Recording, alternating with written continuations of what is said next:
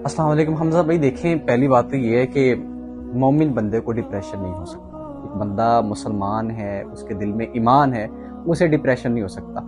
Depression किससे होता है और ये क्या चीज़ है? जब हम होते हैं दीन से दूर, ना हम नमाज पढ़ेंगे, ना हम रोज़े रखेंगे, ना अपना अखलाक अच्छा रखेंगे, दिलों को जंग लगा लेंगे ना, तब डिप्रेशन होता है।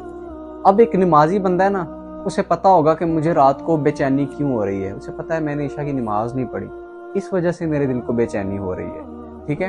एक मुसलमान है, उसे पता है कि यार आज सारा दिन मेरे दिल को बेचैनी क्यों है, मैं परेशान क्यों हूँ। उसे पता होगा कि मैंने नमाज नहीं पढ़ी फजर की, इसलिए मैं परेशान हूँ। लेकिन जो एक बेनमाजी है ना, उसके ना वो क्या कहते हैं, शऊर इसका खत्म हो जाता है। रात को उसको नींद नहीं आ रही, उठेगा अपना ब्लड प्रेशर चेक करेगा, उठेगा मेडिसिन खाएगा, उठेगा परेशान हो जाएगा, पता नहीं मुझे क्या हो गया, हालांकि वो बेसुकूनी नमाज की वजह से हो रही होती है। अच्छा, मुझे ये बताएं कि डिप्रेशन किन लोगों पे ज्यादा इफेक्ट करता है? मैं वही चीज तो आपको बता रहा हूँ ना कि जो लोग नमाज से दूर है, जो दीन से दूर है, ठीक है, उन बंदों पे ये चीज इफेक्ट करती है। अब देखें कि पूरी दुनिया में सबसे ज्यादा जो है वो डिप्रेशन की टैबलेट्स जो है वो सेल की जाती हैं, हालांकि डिप्रेशन का इलाज इन गोलियों में है ही नहीं।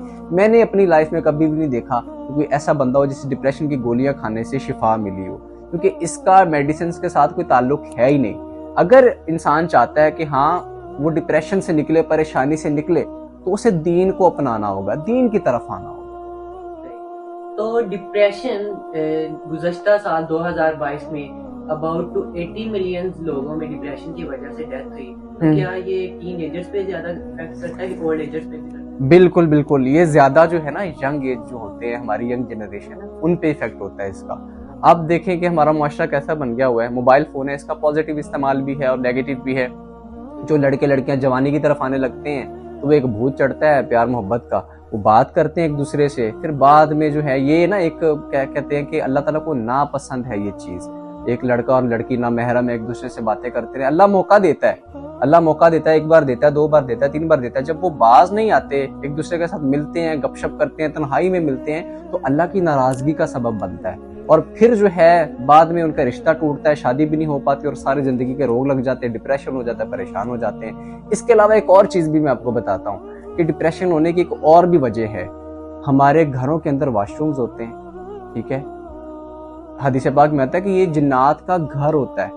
यानी ये नहीं कि यहाँ पे कोई एक जिन रह रहा है या कोई छोटा रह रहा है, कोई बड़ा रह रहा है, यहाँ पे पूरी फैमिलीज इनकी रह रही होती है, पूरी फैमिलीज होती है। इसीलिए कहते हैं जब भी आपने वॉशरूम में जाना है तो आप अल्लाह ताला की पनाह में आ जाएं, उसके बाद वॉशरूम में जाएं, दुआ पढ़ के जाएं, अल्लाहुम्मा इन्नी अऊज़ु बिका मिनल खुबुसी वल खबाइस, ये पढ़ के जाएं। अगर आप पढ़ के नहीं जाते, वहां पे आप कपड़े भी टांग देते हैं। अक्सर मैंने देखा लोग जो वॉशरूम के अंदर जाके ना कपड़े चेंज करते हैं, कपड़े वहां टांग आते हैं। हमें नहीं पता होता कि उन कपड़ों में कितनी ज्यादा नहुसत आ जाती है और वो नहुसत फिर पता नहीं कितनी बार धोने से जाती है। तो कपड़े भी वॉशरूम के अंदर नहीं टांगने चाहिए। और कुछ हमारे जो यंग एज के हैं लोग, वो क्या करते हैं कि वॉशरूम में जाके बैठ के मोबाइल यूज करते रहते हैं। और अक्सर मैंने देखा लड़कियां रोती भी हैं तन्हाई में जाके, घर में कोई और जगह नहीं मिलती, तो वह क्या करती हैं कि जाके वॉशरूम के अंदर बैठ के वहां रोना शुरू हो जाती हैं। ये शैतान को खुली दावत है आपके दिमाग पे कंट्रोल करने की। वो आपके दिमाग में फिर मायूसी लेके आएगा, डिप्रेशन लेके आएगा, परेशानी लेके आएगा, बिला वजह भी फिर आप रोते रहेंगे। तो इन चीजों से एहतियात करनी चाहिए कि जब भी हम वॉशरूम में जाएं तो अल्लाह ताला की पनाह में आके दुआ पढ़ के उसके बाद वॉशरूम में जाएं। अच्छा, ये तो आपने टीनेजर्स का बताया कि इसकी वजह से मुतासिर होते हैं। अब आप मुझे ये बताएंगे जो हमारे ओल्ड एजर्स हैं, बड़े हैं, वो फैमिली इशू की वजह से डिप्रेशन का शिकार होते हैं कि कुछ और वजह? देखिए, औलाद भी एक बड़ा अहम किरदार अदा करती है इसमें। जब इंसान बुढ़ापे में चला जाता है तो उसको अपनी औलाद से उम्मीदें होती हैं, ठीक है। उसके सारे शौक खत्म हो गए होते हैं, उसने सारी जिंदगी सारे शौक पूरे किए होते हैं, शादी भी की होती है, जिंदगी को एंजॉय भी किया होता है, ठीक है, जिंदगी में हंसी खुशी गम सारा कुछ देखा होता है। लेकिन उसे बुढ़ापे में होता है एक बड़ा मान होता है कि मेरी जो औलाद है, जिस तरह मैंने उसे पाला पोसा बड़ा किया, वो बड़े होके मेरा सहारा बने। तो जो बच्चे जो हैं अपने वालिदैन के साथ अच्छा सलूक नहीं रखते, मैंने अक्सर देखा कि ऐसे माँ बाप भी होते हैं कि बच्चे उनको डांटते हैं, गुस्से में आके बात करते हैं और माँ बाप डर रहे होते हैं उनसे। ये क़यामत की निशानियों में से एक निशानी भी है कि वालिदैन अपनी औलाद से डर के रहेंगे, उन्हें खौफ होगा यार हम ऐसे करेंगे तो हमारे बच्चे को गुस्सा आ जाए, ठीक है। तो फिर जाहिर है जब वो परेशान है अपनी औलाद को लेके, औलाद की तरफ से सुख नहीं मिल रहा, तो उनकी फिर जिंदगी परेशानी में ही गुजरेगी जो आखिरी वक्त है उनका। अच्छा, जो आजकल के बच्चे हैं, जो मैट्रिक या इंटर के बच्चे हैं, ये स्टडी की वजह से भी डिप्रेशन का शिकार हो जाता है? स्टडी की मैं तो नहीं समझता कि लड़कों में इतना होता हो, ये लड़कियों में ज्यादा होता है। حالانکہ لڑکوں نے آگے جا کے زیادہ کردار ادا کرنا ہوتا ہے ملک کی ترقی میں، اور اپنے گھر کو بھی سنبھالنا ہوتا ہے گھر کی ترقی میں بھی، لیکن یہ ہے کہ ان کو پڑھائی کا کوئی اتنا زیادہ نہیں ہوتا جتنا لڑکیوں کو ہوتا ہے۔ تو اکثر ہوتا ہے ایسے بھی کہ لڑکیاں جو ہوتی ہیں وہ پڑھائی کو اتنا سر پہ سوار کر لیتی ہیں کہ جیسے وہی ان کے لیے سب کچھ ہے، اور یہ چیز انسان کو لے ڈوبتی ہے۔ تو اگر وہ اوور تھنکنگ نہ ہو ان میں، تو میں سمجھتا ہوں کہ وہ بچا جا سکتا ہے ڈپریشن سے۔ کہ لڑکیوں کو یہ نہیں سوچنا چاہیے کہ میرے لیے سب کچھ پڑھائی ہی ہے، میں نے پڑھنا ہے، میرے لیے بس سب کچھ ہی ہے۔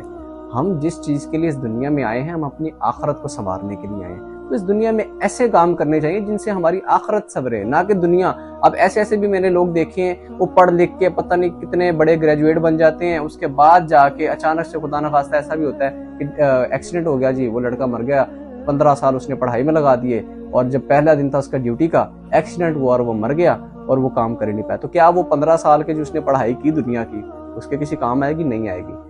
کون سی چیز اس کے کام آئے گی؟ اس کی آخرت کے لیے جو اس نے تیاری کی ہوگی۔ تو جتنے بھی اسٹوڈنٹس ہیں انہیں بھی یہ چاہیے، ہاں دنیا داری ہے، اس میں آپ کو ترقی کرنی ہے، بڑے ہونا ہے، اپنے ماں باپ کا بھی سہارا بننا ہے، اپنی بھی فیملی ہوگی، بیوی بچے ہوں گے، ان کا بھی خیال رکھنا ہے، اپنی زندگی بھی خوبصورت کرنی ہے، لیکن ہم اس دنیا میں امتحان کے لیے آئے ہوئے ہیں، ہم اس دنیا میں آخرت کے لیے آئے ہوئے ہیں کہ ہم آخرت کو بہتر کر لیں۔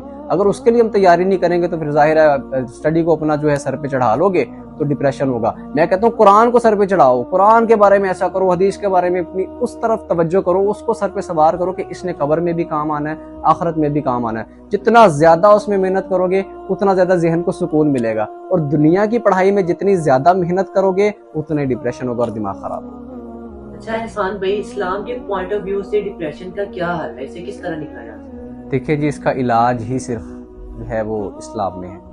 اگر آپ کہیں کہ وہ ٹیبلٹس وغیرہ کھا کے یا یہ گولیاں شولیاں کھا کے تو انسان اپنے آپ کو ٹھیک کر سکتا ہے، تو یہ غلط بات ہے، غلط سوچ ہے۔ اس کا علاج ہے ہی صرف جو ہے وہ قرآن میں ہے ہی صرف اسلام میں، ٹھیک ہے؟ کیونکہ اللہ تعالیٰ کہتا ہے کہ الا بذکر اللہ تطمئن القلوب، کہ دلوں کو سکون جو ہے وہ صرف اور صرف اللہ کے ذکر میں ہے۔ تو اللہ کا ذکر یہی نہیں کہ بس آپ بیٹھ کے اللہ اللہ کرتے رہیں، ٹھیک ہے؟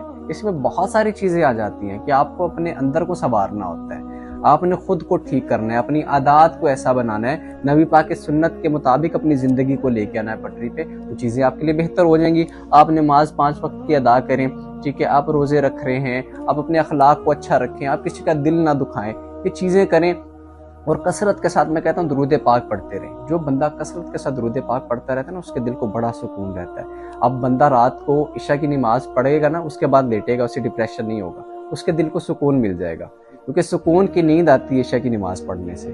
صبح اٹھے گا، فجر کی نماز پڑھے گا، تو سارا دن اس کا جو ہے وہ دل خوشگوار رہے گا، وہ خوش رہے گا، اس کو کوئی پریشانی نہیں ہوگی، ٹھیک ہے؟ نیگیٹو نہ سوچے، پازیٹیو سوچتا رہے اور صبر کرے۔ صبر کرنے والوں کو اللہ تعالیٰ بڑا پسند کرتا ہے۔ اگر زندگی میں کوئی ایسے حادثات ہوئے جن کی وجہ سے ڈپریشن ہو رہا ہے، کوئی ایسا حادثہ ہے جس کو صرف سر پہ بہت زیادہ سوار کر لیا ہے، تو اس حادثے کے بارے میں نہ سوچے، بس یہ دیکھے کہ ہم نے ایک دن مر جانا ہے اور اللہ کے سامنے پیش ہونا ہے، بس اس چیز کے لیے تیاری کر لیں۔ جب اللہ کے ذکر میں لگ جائیں گے تو انشاءاللہ یہ ڈپریشن بھی ختم ہو جائے گا۔